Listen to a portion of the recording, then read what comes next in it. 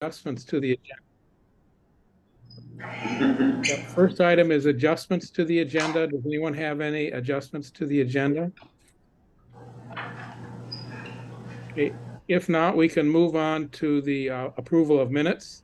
And we have the two meetings to look at. One is the October 12th meeting. So I would be happy to accept a motion to approve those minutes. I'll move to approve the minutes of October 12th. Okay, Caitlin has moved. Is there a second? I'll second. Okay, I think that was Becky. That was. Okay, and are there any additions or corrections, changes to the agenda, to the minutes from that meeting? If not, we could vote on approving the minutes. All in favor, say aye or raise your hand. Aye. Aye.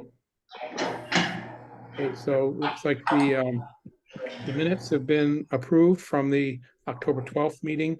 And now we have the October 26th special meeting. That was the site visit. Can I get a motion to approve those minutes? A motion to approve. Okay, Raylene moved. Is there a second?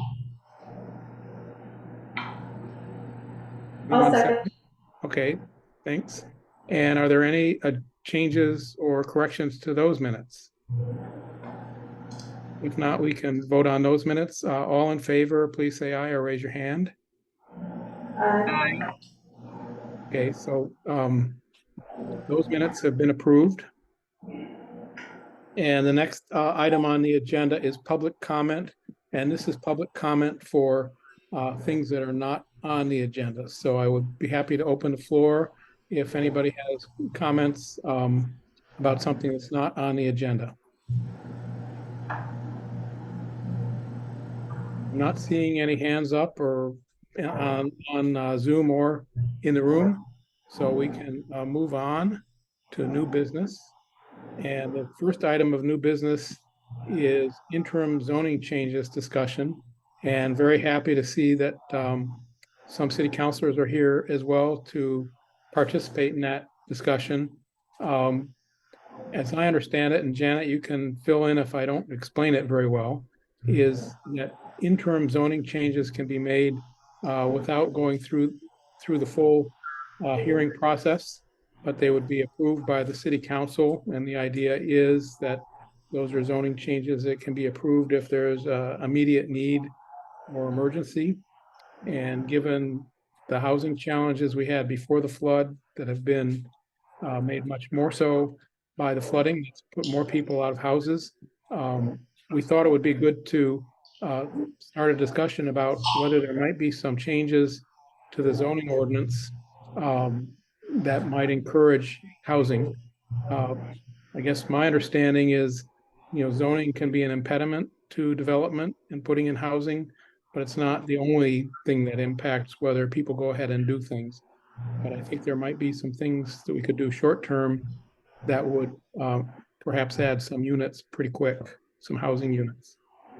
I don't know if you have anything you want to add to that.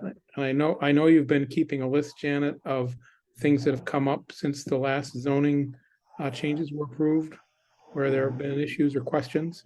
And I don't know if you want to start with running through those or whether you want to just start with open discussion.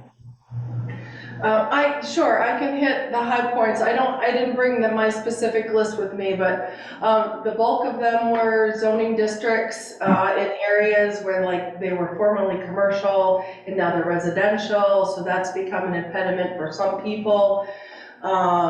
Some zoning districts, for example, at Prospect Street, based on density requirements, only allows for so many apartments when someone really wants to add more than what's allowed. So that's a density conversation. And the other thing is largely setbacks. Some of our zoning districts have larger setbacks than what we were used to prior to 2019. So there's always that as well. Okay, thanks. Well, I know one thing on my mind is the density requirements. And that was something that was added to the 2019 zoning ordinance that we didn't have before. And I know from talking to a few people, and I know, Janet, you've had some applications to add apartments to existing buildings that really would not change the outside of the building other than perhaps some life safety improvements. So I think that the density requirements right now are holding back some possible additional apartment units, particularly in some of the areas that are zoned for more density. The R12, the R16 kind of zoning areas. A lot of the lots there are just very small, and even though there are big houses on them that have space for more units, the density does not allow for it. And there still are things like setbacks and parking requirements, which are also things to talk about, that also help, manage how many units can be somewhere. But I know of at least one landlord who has a building that could add a few units, and they have parking and has the setbacks, and it wouldn't change as I said, it wouldn't change the exterior of the building except for life safety required improvements. And that would put some housing units on the market pretty quick. So that was one thought I had. Parking is another thing I think worth discussing, but it's a challenge when there's still no parking on the streets in the winter. But we might want to talk about some sort of partial measures that maybe reduce the number of units, parking spaces per unit. Or I don't know if we can do this or not, but for example, not everybody who rents has an apartment. Maybe there could be a requirement that if there's a lease that doesn't include parking space, that would have to be put in the lease as explicitly disclosed and agreed to by the tenant. They understand they don't have a parking space and they have to park somewhere else. And if they don't have a vehicle or that sort of thing, they'd be happy to do that. And if they need a place to park, they wouldn't be blindsided in the winter when all of a sudden they couldn't park. So those are a few thoughts that I had to start the discussion. I don't know if anybody else has things they want to add or thoughts about those ideas. Well, I'll be happy to, if anybody wants to speak. Michael Deering, Councilor Deering.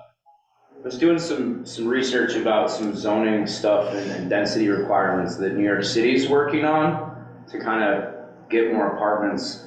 And it really falls in line with what you're talking about, David, is increasing the density, having more units in the areas, especially if we don't have to change the outward appearance of the building.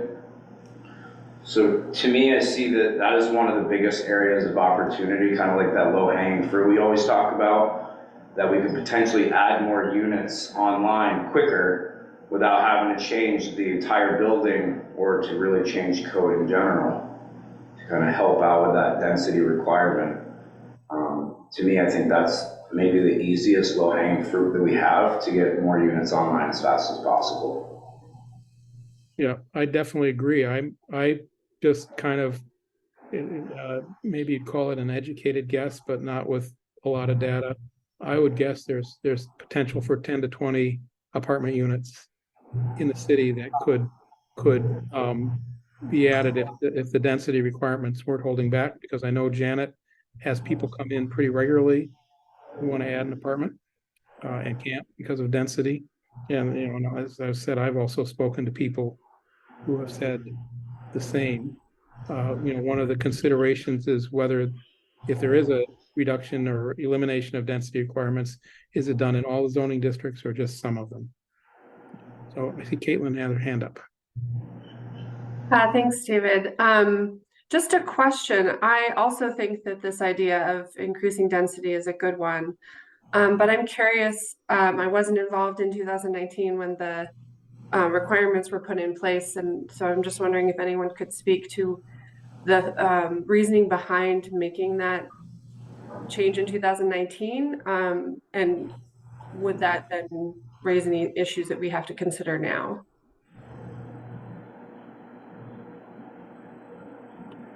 Do you want to take a crack at that, Janet, or do you want me to? You want me to? Sure. On its face, it was a suggestion by the consultant. And at the time, we were not thinking about housing then like we are now.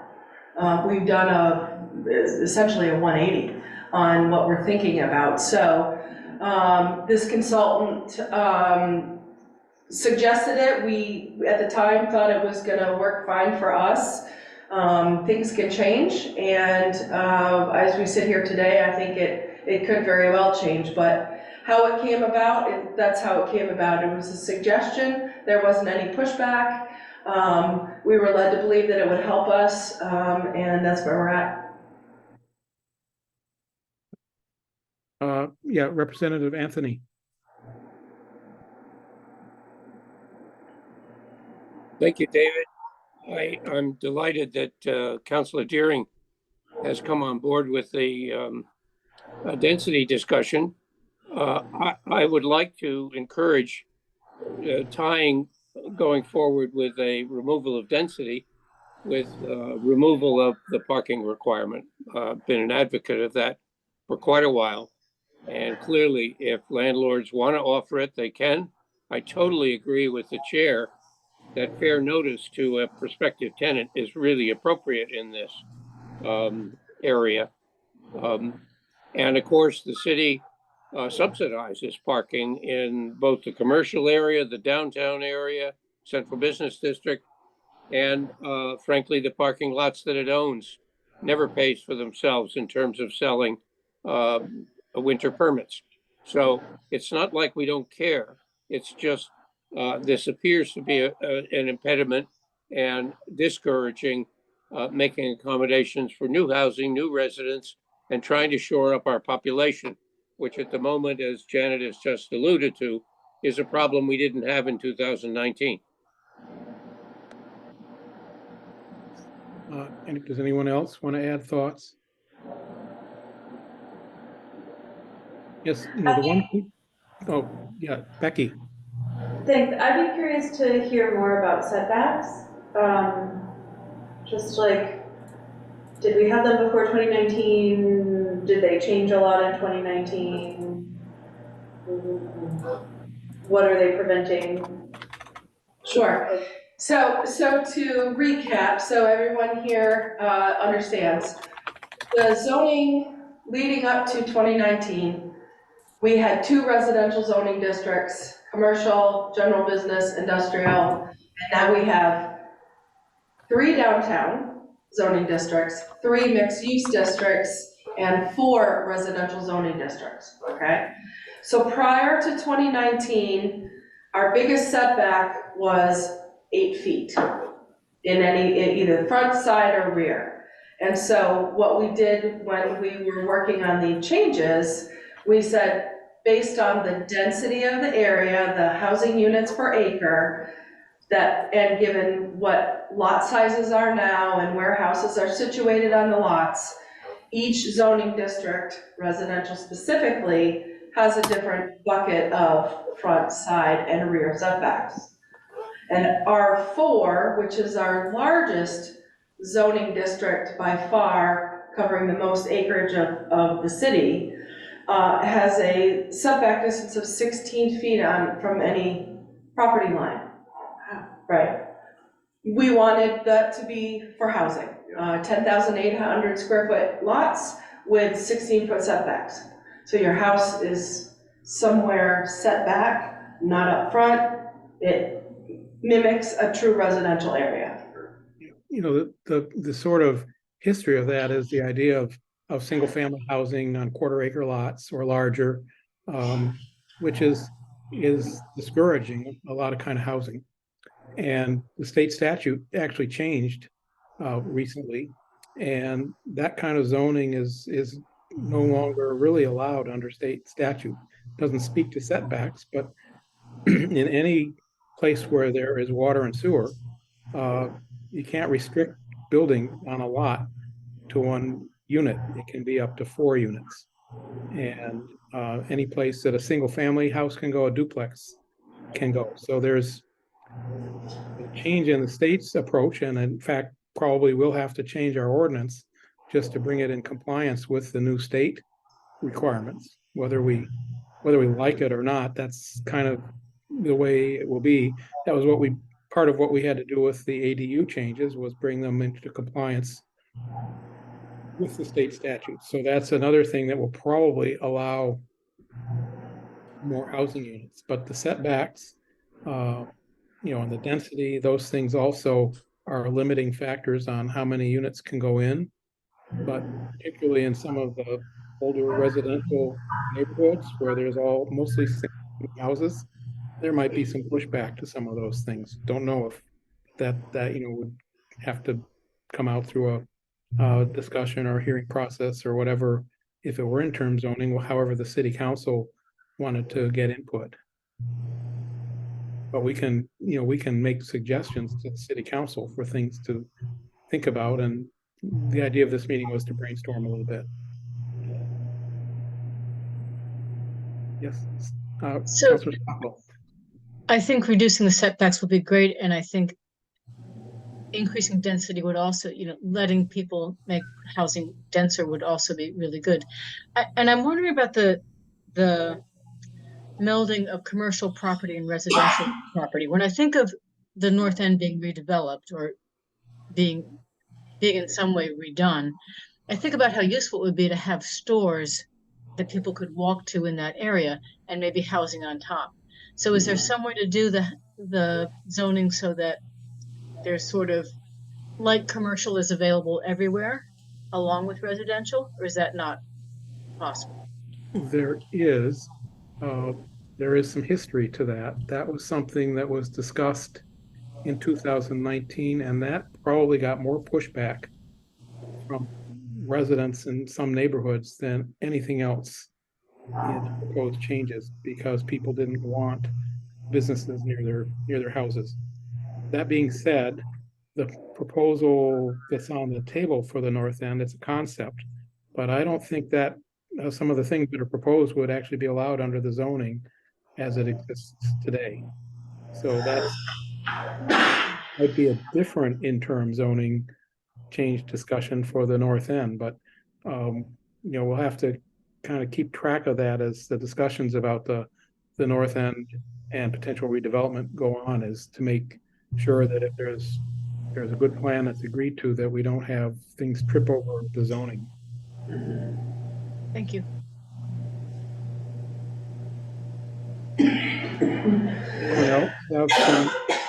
Anyone else have thoughts or ideas of things we might want to think about?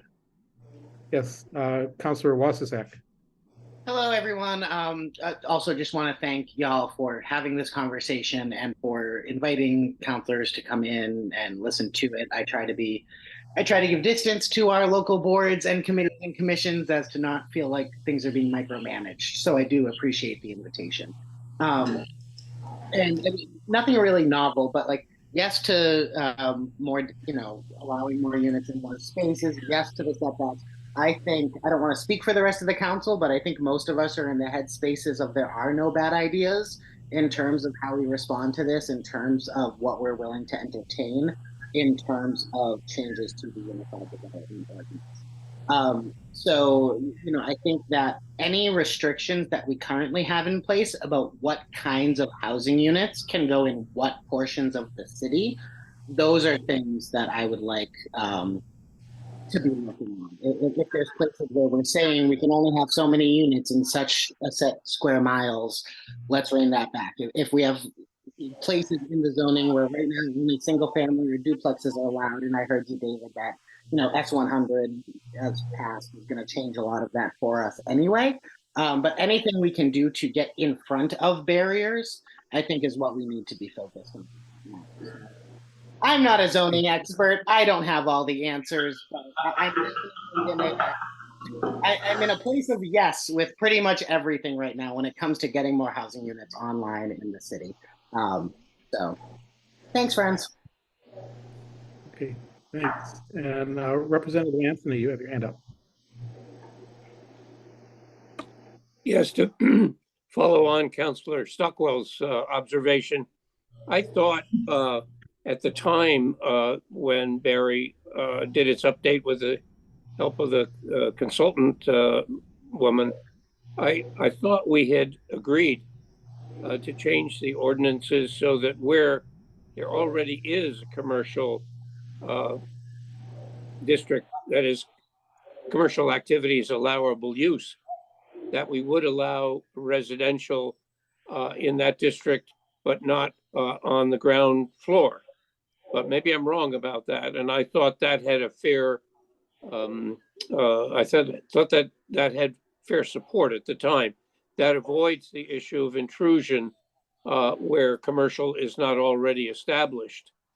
I would point out, and I don't know about conversations since the consultant's effort here, but there has been commercial creep, whether it was allowable or people sneaking in quotes, home occupations, which aren't really home occupations, but rather commercial activities, like, up Washington Street, which for years had insurance companies and whatnot. How they got there, nobody seems to remember. And yet it was for many years still residential. But where there's already significant creep, I can't imagine the kind of groundswell that David is referring to would recur given the change in the attitude about expanding residences. So I guess I would push the envelope for where commerce actually is legally or not legally, that is to say, conforming or not conforming, and push that envelope and see if the pushback is still there. Thank you. Yeah, thanks. Yeah, I think there's two different issues here. One of them is, I believe residential is allowed in any zoning district except industrial. Is that correct, Janet?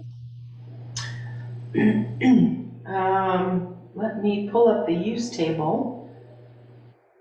But the concern was there was an idea that perhaps there should be new commercial zones created in neighborhoods to kind of allow for the old school, the old time idea of having little corner markets and that sort of thing, so people could walk to the store and pick up their groceries or other things like that, so that there would be a potential for that sort of thing in neighborhoods, which would be changing the zoning in some areas that were zoned residential to maybe some of the busier hubs of those neighborhoods to allow for commercial. That's what got the pushback, not the allowing residential uses in commercial space. And I think there's a difference. Yeah, Joe.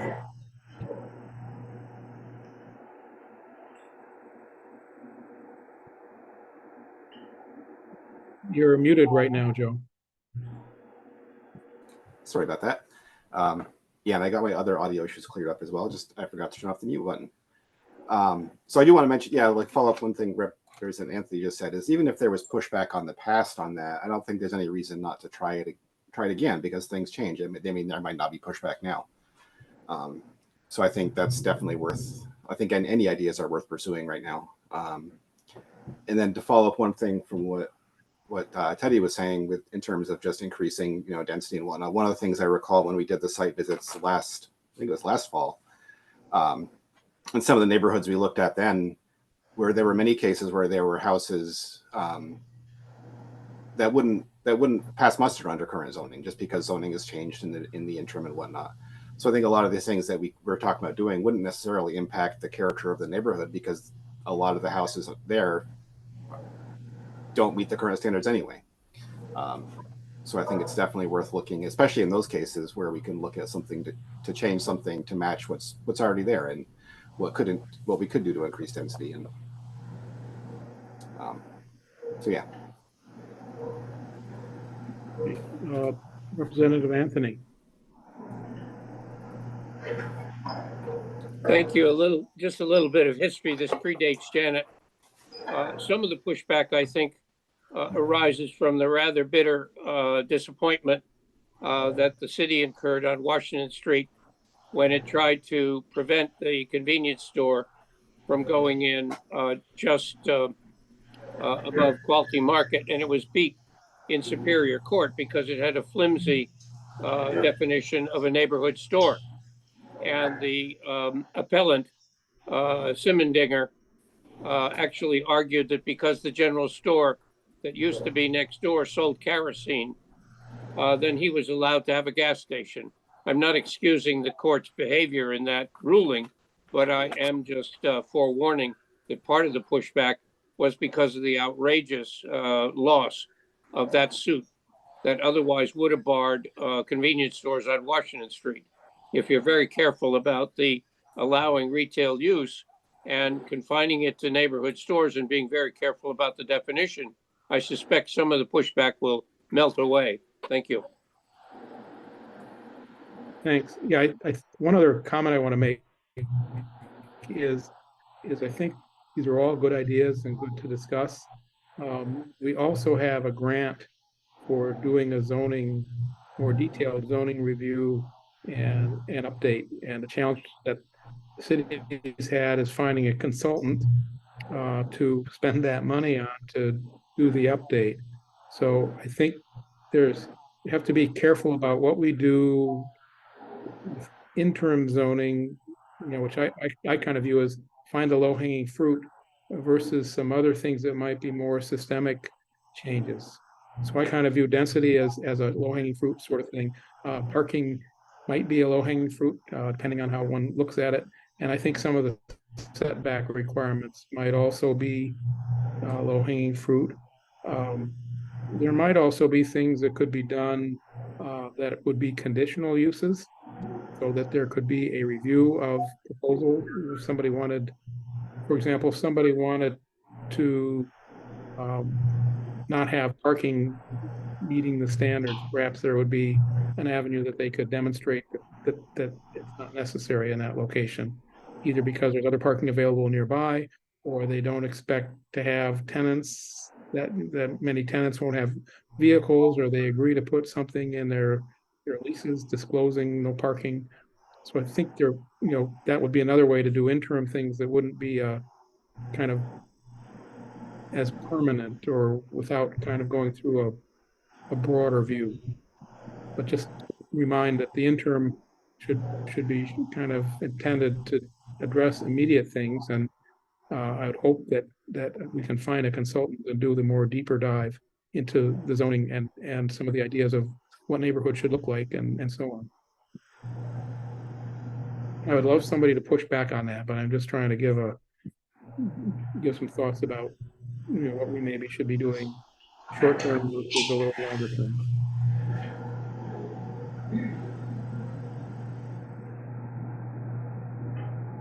Are there other commissioners that might want to add some thoughts at this point?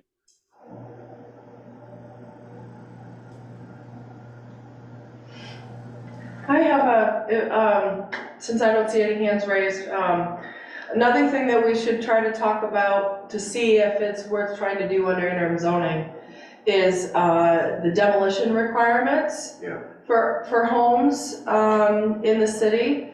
Demolition requires development review board approval only if it's in the design review district, which is largely here in the downtown and up Washington Street, or if it's a historic property. So for example, we've heard folks talk about the owners of the Italian Baptist Church want to take it down. They cannot without development review board approval. They have to prove 6 items, and that was one of the things that I ended up in environmental court over were those 6 items. They're pretty hard to prove. I don't want to end up in environmental court again, but that example for the Italian Baptist Church is it has to go to the DRB. Say you wanted to take a house down on Delmont. There's nothing in zoning that prevents my office from preventing issuing a demolition permit to take down a house. So I didn't know if commissioners or the rest of you who are here had any ideas of wanting to slow down that ability also. It's certainly something we're going to talk about with a consultant, hopefully. And I can look and see what other municipalities are doing. But the important stuff is protected by going to the DRB. I just didn't know if other people had other thoughts at this point of the game or not. Thank you.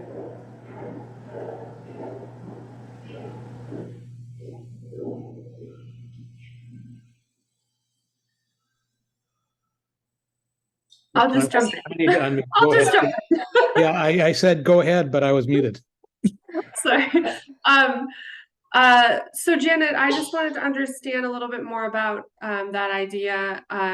So if it was a building that's not currently in the design review district and therefore they don't need to go to the DRB, you're suggesting we might think about adding a requirement that any demolition in the city have to go before the DRB? Is that, and I guess the reason I'm asking that question is, if there's still a process by which somebody, there's maybe an extra step, but it doesn't mean that they ultimately can't demolish their building if it is warranted. I think that makes sense, especially in light of the flooding. There might be some properties where it would seem expedient to take a building down, but perhaps given a little bit more time to think through the options, it's a building that could be, renovated, rehabilitated, and brought back online. So we're not losing, potential housing units that may be currently damaged by the flooding. Sure. Multiple answers to that, Caitlin. Thank you very much for, putting that back. My first thought is, I'm not necessarily suggesting extending the design review district. What I'm wondering is if there were thoughts to coming up with more of a 3 or 4 prong test before a zoning permit gets issued for demolition. So let's use your house for example. Say you just want to take it down, you're going to move away somewhere, but you're going to keep the property. You come to my office and ask for a demolition permit. Within zoning right now, I can say, okay, here's your, pay the fee and here's your permit. There is nothing in zoning that prevents me from saying no or slowing it down per se. We have a building ordinance that also speaks to dangerous buildings. Someone could say, my building is dangerous, it's got to come down. That needs a sign off by the fire marshal. So if they get that sign off, again, there's no other reason why we can't say no. My example, again, is the St. Monica's Church, little itty bitty house, neglected, not very well taken care of over the years. The church didn't need it anymore. It sat there and now they need the property to do something else for their school. We looked at it like, well, how do we prevent this? If it's not in the design review, how do we prevent it or at least make sure that is the right choice given a housing crisis, okay? So there's that. The other thing is, remember with the flooding, anyone in the north end who comes to us who wants to take down their house and we issue a permit, that totally negates and doesn't allow any FEMA funding. So it stops any assistance. So it would be kind of silly for someone to ask to take down their house if they're still hoping to get some financial assistance through FEMA. So I don't want demolition to fall to the wayside. I can certainly come up with examples. I just wanted to get a temperature from everybody else as to what they were thinking at this point, since we're talking about low-hanging fruit. If someone wants to suggest extending the design review district, that is certainly a possibility. There are lines on a map. So, thanks. So Raylene had her hand up and put it down. I just want to make sure you don't want a chance to speak.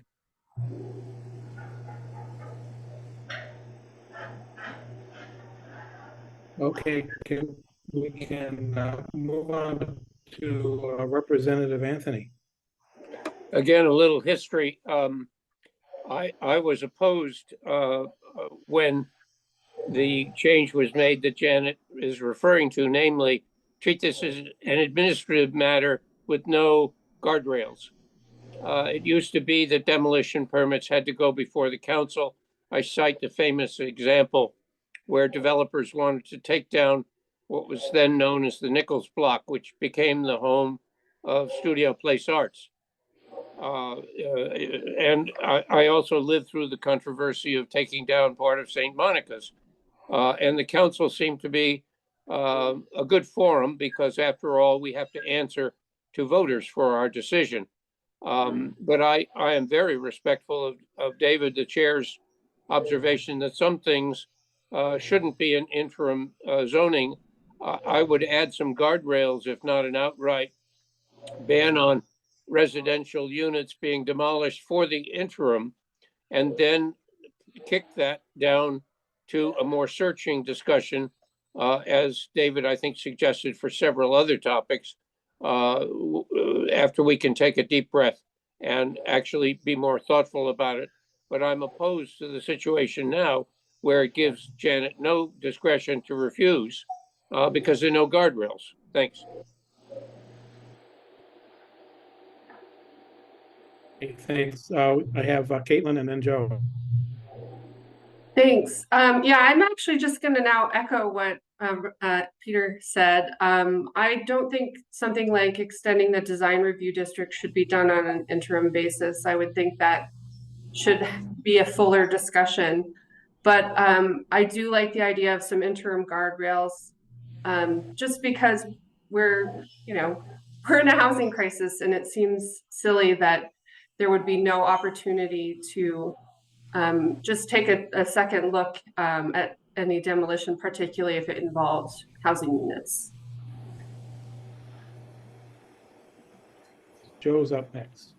Yeah, I don't really have too much new to add. I just want to just say I broadly support this discussion and having this idea. I think it's definitely worth looking at. Just echoing basically what others have already said, but I just want to give my support to it. And Raylene.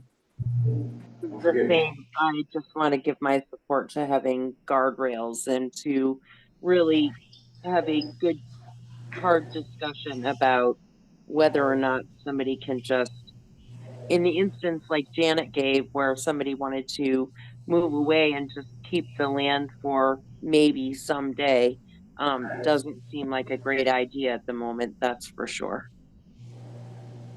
Thank you. Thanks. So I'm going to add my 2 cents, and I'm going to be the stick in the mud here, because I'm not sure that this is an interim sort of thing. And my reasoning is that I do not think that preventing somebody from demolishing a house means that it's going to put it on the market and become a housing unit. It might well become an eyesore or get left until it's unsafe and has to be torn down. So I'm not, in my mind, convinced that it actually addresses the housing issues. But probably the minority there. I think it should be talked about, but I don't think it's low-hanging fruit, at least in my way of thinking about it. So that's my 2 cents. Michael Deering, Council Deering. I thought we had a stop on all demolitions currently because of the mayor's memo about demolition. They had to go through certain procedures in order to get a demolition permit, and it couldn't have a net loss in residency and some other things like that until we come up with new interim zoning bylaws. Is that correct? The mayor's on now, and if I get this wrong, please speak up, but I'm pretty sure the interpretation of the stop demolition ended when the ADU passed Tuesday night. Because there's a line that says until such change in the zoning, which I was surprised. So I just want to be sure that if the stop demolition order is in fact done, maybe the idea then is to see how easy it would be to turn around and have building permits approved at city council again. And I thought we were still under that, and I didn't know that that had changed based on Tuesday's, I can't even speak tonight either. ADU, yeah. Yeah, and really, I think it would be important for us to get some guardrails around the demolition issue, because like we've talked about, we don't want to have people just dropping buildings because they want to. We're in a housing crisis. If we can get the buildings rehabbed somehow. And I think that's another conversation that needs to be had as well, is that some of the tenants that we have, and I know one in particular in Ward 3, had bought the building next to their house that was a vacant building, or became a vacant building because of the activity that was going on with the neighbor, drugs and things like that. They bought it, didn't do anything to it whatsoever, let it run down, and then had some code enforcement issues back in the spring. So really kind of talking to some of the things that you had said, David, and really having a handle on what we're doing for demolitions. I definitely am 100% on board with not letting people just demolish whatever they want. We have to have options and not just let people do whatever they want with it. Right.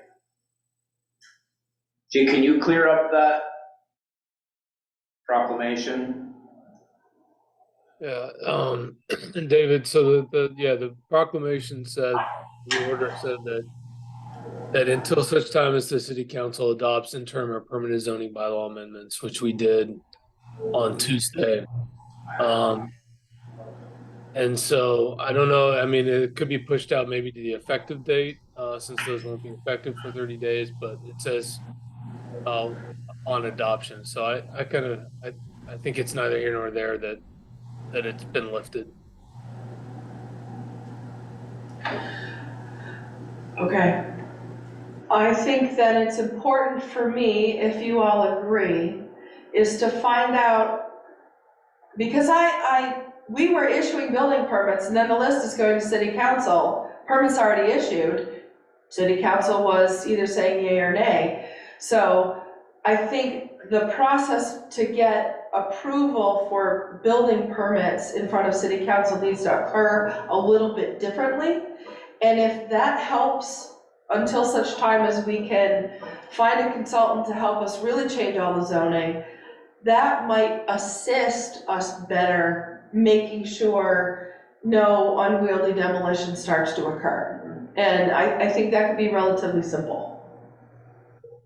Am I nods, saying shakes, anything? What do you think? Thumbs up. I know in the past, about 10 years ago, the demolition of a home was delayed because the person hadn't paid all of their taxes on their property. So that slowed down demolition. I just want to be sure that the council has valid, true reasons why they can say yes or no to a potential permit. And so you're all equipped with the easy ability to say yes or no, that's all.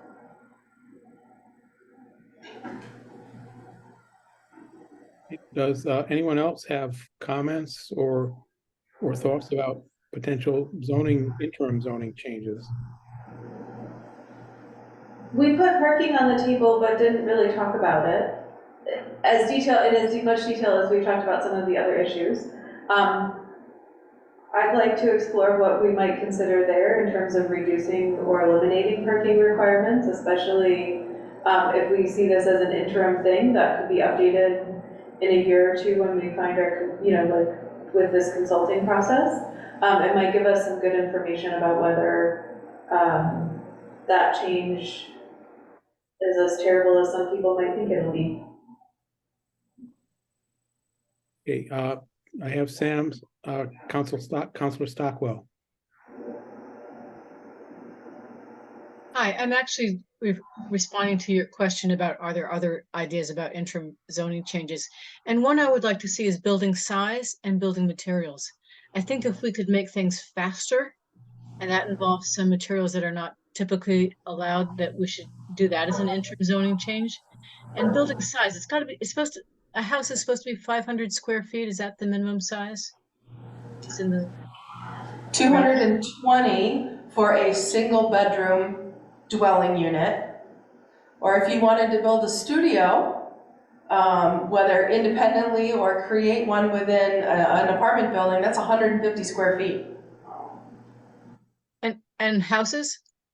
Our tiny homes on Brook Street they're a little bit less than 500 square feet because we now have a 220 square foot requirement for a single bedroom home. So if you want a bedroom separate from your living room and kitchen, the minimum square footage for a home is 220. Okay. And that's pretty small compared to, it used to be 550. Yeah, that seems good. And materials, like if there's going to be a 3D printer and it was going to miraculously appear? I don't know that zoning can speak to the materials aspect of it all, but if someone came in and wanted to build a panel house, there's manufacturing companies that they bring in modulars, those come in pieces. There's companies that build walls that come in puzzles. There is nothing in zoning that would prevent that. A stick-built house is the same as a modular house. There's no discrimination there, so. That might be a building code issue. I have Raylene and then Representative Anthony and then Mayor Hemrick. I was just piggybacking on Becky and the parking.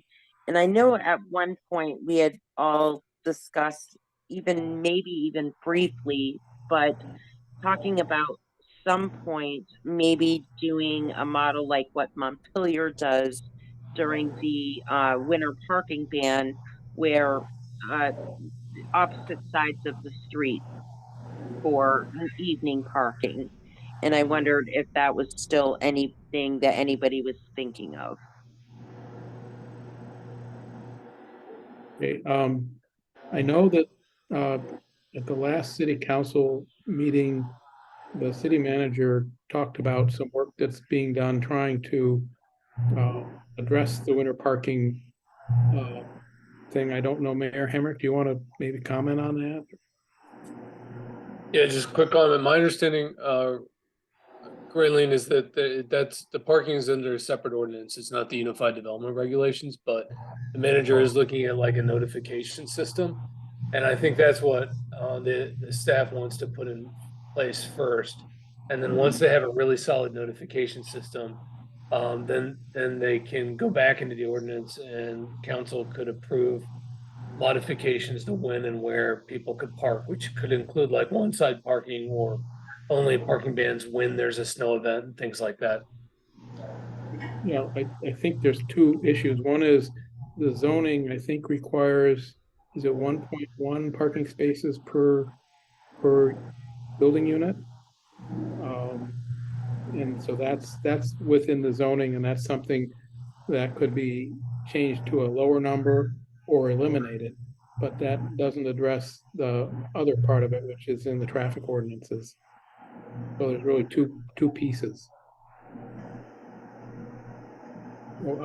Representative Anthony.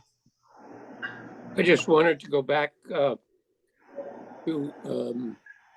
the point about demolition. It, I think, would be a pretty straightforward issue to simply, for the interim, but not interim zoning, for the interim, go back to the old system wherein you change the ordinances either, simultaneously decommission, so to say. The administrative process is now in place, so the zoning administrator no longer has the right or authority to issue demo permits, send it back to the council so that they approve both demolition and building permits as it used to be until we do the deeper dive and can construct some useful guardrails, et cetera, in the zoning regs with the help of a consultant and looking at other communities and how they manage this. Mayor Hemrick. Thanks. Yeah, I'd echo Representative Anthony's, like, as an interim measure, making sure that there is some review by council, but I think the long-term win is to have an expansion of the design review districts along our corridors and an extension of the demolition review criteria so that there's a little bit higher standard. And I really think that's best done by the DRB because they have the systems in place and council agendas can already get so full.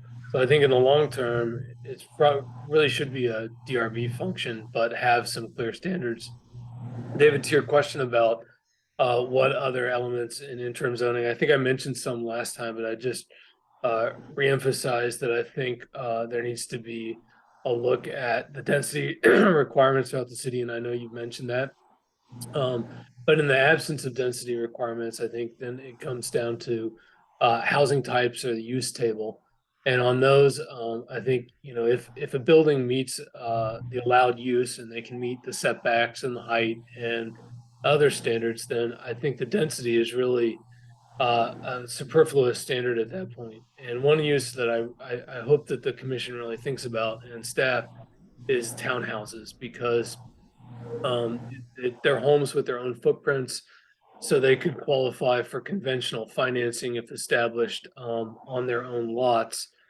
So looking either at the planned unit development regulations or the minimum lot sizes that would allow side-by-side townhouse style buildings, which would increase ownership and get around some of the Dodd-Frank financing complexities or condo financing. And so that would be obviously a very small minimum lot size for that style of housing. But overall, I think moving down to a 1/5 acre lot citywide anywhere on water and sewer makes a lot of sense. And then looking at those commensurate dimensional standards, which the width at the frontage, the depth of the lot, or width to depth ratios, making sure that we're allowing new streets to be narrower streets so that there's less speeding, less stormwater, less ongoing costs to maintain and pave it, allowing cottage cluster and tiny home developments.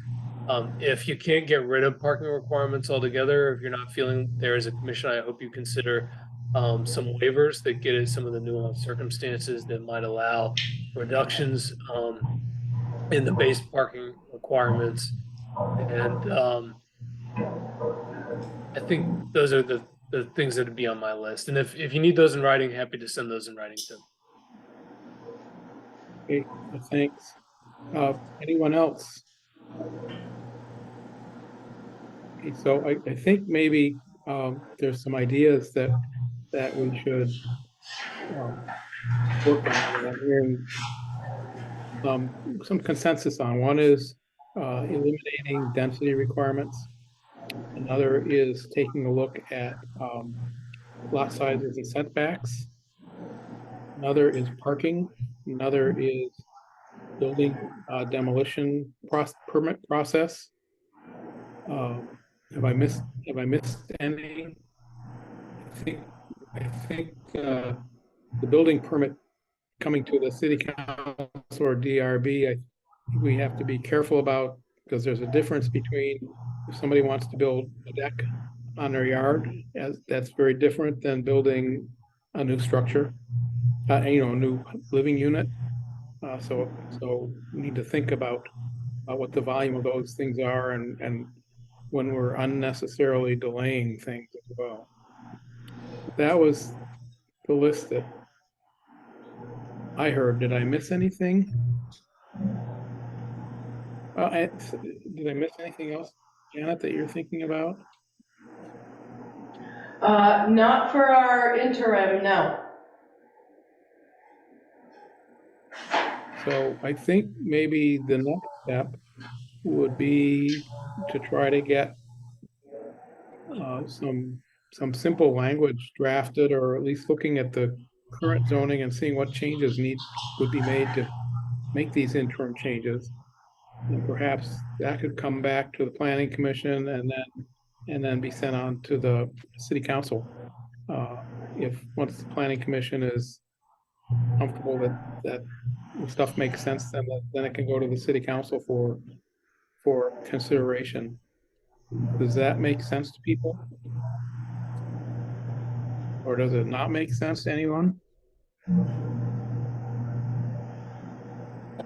So the next question on that, Janet, is that something that you think you would be able to have ready for the December Planning Commission meeting? I will make sure it happens. Okay. Does that sound like a reasonable plan to city councilors and planning commissioners? Representative Anthony. I don't, to be fair to Janet, I mean, I think she deserves a bit of guidance, particularly on the setback issue. Even if we all agree 16 feet is too much. Question is, where is it too much? You want to shrink the front? You want to shrink the sides? You want to shrink the back? These are all policy choices, and I'm not speaking for Janet, but I think I would be awkward if somebody said to me, "Oh, go rewrite the setbacks the way you want them." I just feel like unless there's some kind of consultant suggestion that is happened a while ago, I feel a bit bad for Janet having to make it up out of whole cloth. Myself personally, I think it's the front setback in many of our neighborhoods that is designed for suburbia that we don't live in anymore. So I'd shrink the front, but I just think that that's an area where personal preferences may intrude on long-term wisdom. Caitlin, you have your hand up? Yeah, thanks. I mean, I may be wrong about what I was anticipating from Janet, but to me, that those kind of more detailed discussions would be something that we should talk about at the December Planning Commission meeting. I think what would be really helpful for me in advance of that is if Janet could pull out those sections of the zoning code that we might want to propose for amendment or change, however you want to describe it. And then we can kind of talk through some of those details and think about what are the things that seem easy, we're all kind of in agreement on, that we could then send on to the city council. And maybe there are some things that we think are easy, but then once we get into discussion, we realize maybe there's a lot more nuance to it. And that might be something that would have to wait until we do a more thorough look at the whole zoning.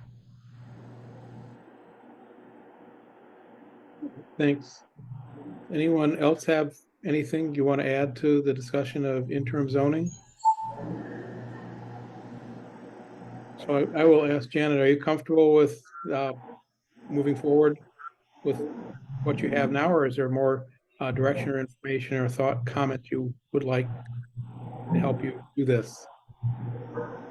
I would just want to say that to Representative Anthony's suggestions, thank you very much for that. I'm going to go back and look at what was in place, up until 2019, what was put in place from 2003 to then, and look and see, does that work?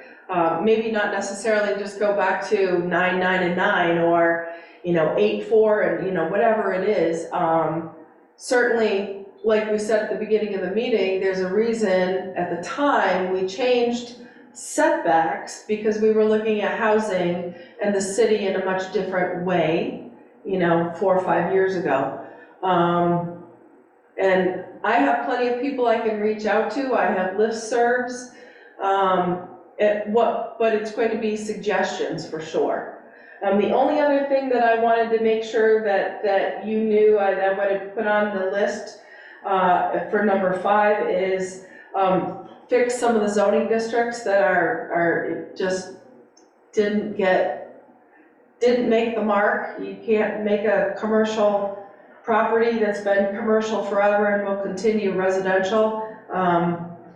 There's just a handful of places we really missed the mark on that. And so I'm going to bring that forth as a suggestion as well. Excellent. Counselor Deering. Is that like Railroad Street you're talking about? No, I'm talking about North Main Street, South Main Street, Washington Street. Got it. Yeah. Okay. Oh, yes, Mayor Hemrick. There's just one additional thought. I think it's important to recognize that that list is still a very substantial and heavy lift for the planning director to pull those pieces together and make recommendations. And there probably will be elements of that that you might feel more friction about and will need to be held back. But so it's probably good to start with a good pool, a good list pool, and then as Caitlin suggested, have some long-term items and then the interim items based on where there's consensus right now. But it's a big task, Janet. So yeah, it is, given everything else that's going on as well. Since this is what we've got to do, this is what I've got to do. What I am going to do is have this on the website, like I did for the when we changed the zoning back then. I don't know if it'll be a table and it'll be as elaborate as it is, but that'll be, I'm going to be as transparent as possible and have attachments and PDFs and to make sure that anybody who's looking at what's going on and what's being discussed can get to it in real time. And it's not difficult because I know how to work in the website. So I just wanted folks to know that it's not going to be, oh, we've got to share this PDF, you've got to email this, given that emails aren't even working right now. I can't email David, for example. I want to make sure that this is all readily available on our website as we continue to discuss. Yeah. Janet, funny thing with the email, you haven't been able to get me at my email, but I was able to get your out of office message. Oh, that's so weird. One time. Very, very weird. Okay. So if we're ready to move on, the next item is a site visit follow-up discussion. So we wandered around the North Main and Elm Street area, and I thought it was good kind of look at that block. I don't know if you have anything to report, Janet, on that. I know the consultants were there, so I hope that helped them get a sense of what's there and some of the things we were talking about. Ironically, I have not heard a peep out of them, nor have I seen the draft contract that they're supposed to get to me. So I'm actually working tomorrow morning from home, so I'll fire off an email and again, find out where they're at, what their temperature's at, and remind them that, they're helping us with a grant, so we really need to hear from them, so. Great. Yes, Councilor Deering. When does the grant expire, or when does it need to be used by? Oh, you'd ask me. Sometime next year, obviously. That's good enough for me. Yeah, but I mean, if I were to sit here and tell you June 30th of next year, internal panic sets off, Absolutely. right? Yep. So I'm not sure. Next We're a year's- little late to get started. I'm trying to, like I said, get them under contract, get the motion get them moving. So, if I have to ask ACCD for extension, it's gonna be worth the ask, whether I get approved or denied. So yeah. Yeah, you're welcome. So if there's nothing else on that, we have new business, which is just kind of making people aware of a commercial to residential conversion housing supply action plan. And this is, I think, something that came from Joe, that is just the federal government has some kind of grant program they're launching that might be useful for people in Barre who have an interest in converting commercial property to residential property, which kind of immediately makes me think of the upper floors of some of the main downtown buildings, but there might be other space as well. So I think this was mostly informational. I don't know if you have anything you'd like to add, Joe. No, not too much. It was something I just happened to hear about and looked at a little bit. And like you're saying, I thought there were some opportunities where something that like that might come in handy or might be useful. I mean, Yeah. Especially like even I think some of the areas we looked at in the site visit, I think would be possible candidates for that. So yeah, I don't have too much. I've started to look through the document. I haven't really done a deep dive into it yet, but the link in the agenda is sort of just a little article about it. But that article includes a link to the full guideline or the full document, or rather a summary of different options. So yeah, I think for now I just thought it was something worth mentioning and bringing up, and something that we could spend more time on as we go. Thanks, Joe. Caitlin? I just wanted to add, I read through that the article that really quickly. I think this is very much indicative of a nationwide trend that we're also seeing here in Vermont, just less need for commercial office space. And I do think that some of the funding sources that are referenced in that piece are things that definitely could be helpful for potential projects in Barre that involve converting some of those unused upper floors into housing. And I happen to run one of those programs. So if anybody is wondering about those, you can send them my way. Great. Representative Anthony. Thank you, Mr. Chairman. A conversation that has been around informally under the Golden Dome, revolving around conversion of commercial space, is one that supports the legislature's initiative to increase childcare capacity. And I would at least ask if our zoning regs have already considered childcare as fitting in a commercial zone. If not, I would urge that because, as Caitlin has said, obviously the need for office space has gone down, and the need for childcare has gone up. So there's a conversion opportunity there, which is important for downtowns because we want people to work there. So I don't know. I'm ignorant as to whether or not that's an allowable use in a commercial zone. Never mind a central business district, but I think you might want to rethink that if it's difficult or impossible, because there is additional serious money to expand childcare coverage that the legislature's already voted. Thanks. Councilor Deering. Joe, I had a couple of questions for you regarding the commercial to residential conversion. Just, do you know if that's a grant opportunity or if there are grant opportunities for that? Well, like I said, I haven't dug into it too deep yet, but from what I gather from the materials I have looked at is there's a bunch of different possibilities, and grants are one of them. Okay. I could just see this as a huge opportunity for us to lower the costs for developers in order to give affordable housing to the city of Barre. That's absolutely the idea.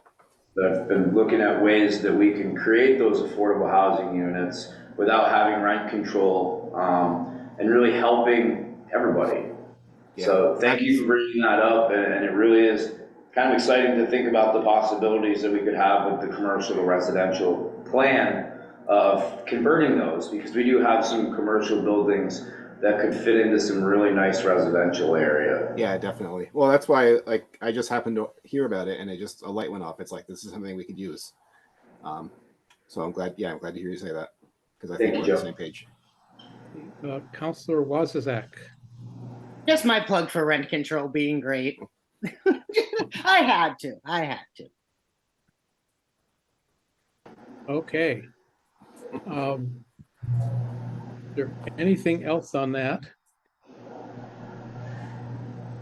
If not, the next item on the agenda is just confirming the date of our next meeting, which is December 14th. And it sounds like we have a agenda item ready-made for that meeting. The next item is any staff updates. Do you have anything additional, Janet, that you want to report on? No. My head is swimming. Okay. If you have a question, just call me or email me. Okay, great. And next item is roundtable, which is an opportunity for any commissioners to offer any thoughts that they might have. Does anyone have anything they'd like to say during the roundtable? Yeah, Councilor Deering? I just want to thank all of you for the work that y'all putting into this, because these are the ways that our city is able to move forward in accommodating more people and getting things updated where they need to be. So again, really just thank you all for the work that you're putting in. Thanks. And I would just say I think this was a good meeting. Get some things going and talking about. I can also tell you the housing task force is meeting and working on a variety of ideas for short, midterm, and long-term ways to address the housing crisis. And one of the things on the list is the zoning. So I'm glad we're making some progress with that. And does anyone else have anything they want to bring up? Okay, if not, Becky just raised her hand. Sorry. I'm sorry, There's Becky. an infill housing study kickoff meeting next week that seems like it could be of interest to the planning commissioners through the Central Vermont Regional Planning Commission.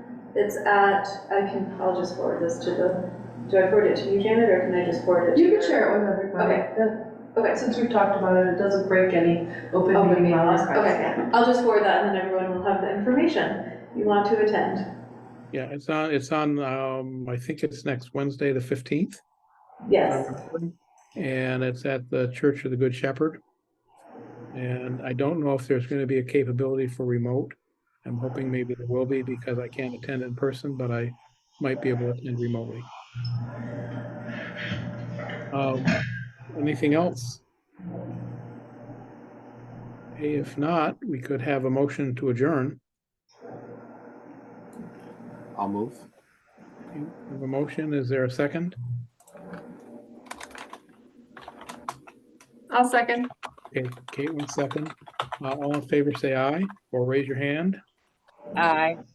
Okay, thanks. So we are adjourned. Thank you, everybody. We're even like 16 minutes early. How about that? But good discussion. Happy Thanksgiving, everyone. Yes. Everyone.